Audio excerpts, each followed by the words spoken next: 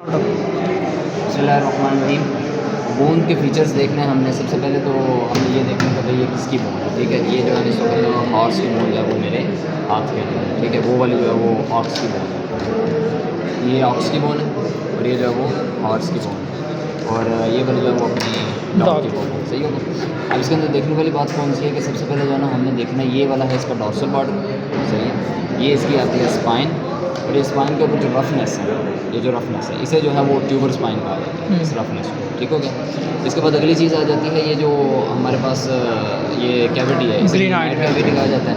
इसे जो है वो सुप्राग्लिनाइड ट्यूबरकल कहा जाता है। जो सबसे बड़ी वाली आपको दिख रही है प्रोजेक्शन कह रहे हैं, प्रोसेस कह रहे हैं, जिसे सुप्राग्लिनाइड ट्यूबरकल कहते हैं।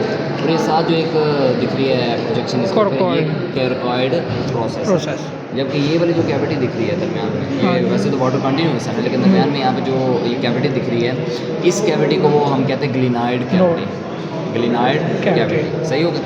और अगली चीज़ आ जाती है, अब इस वाले बॉटल को देखो तो ये कंटिन्यूस आ रहा है, बिल्कुल यहाँ पे आके अटैच होता है। यहाँ से जो है ये बॉटल दरमियान में ये डिसकंटिन्यूस है, ठीक है।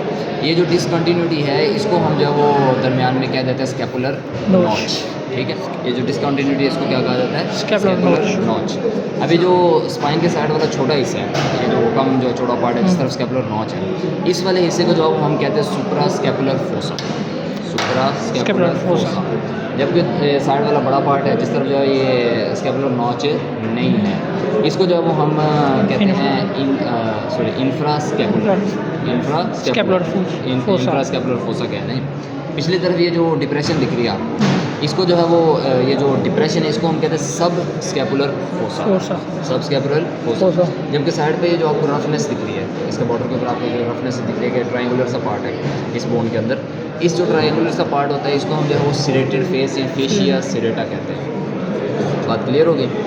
अगली चीज़ जो रह गई है एक्रोमियम प्रोसेस, ठीक है।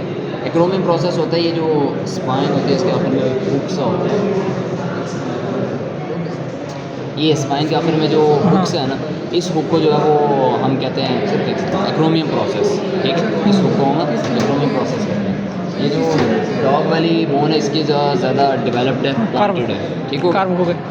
एक्रोमियम प्रोसेस और रहेगा पॉइंट, कैरकॉइड भी होगा, सुप्राग्लिनाइड, इंफ्राग्लिनाइड, ग्लिनाइड।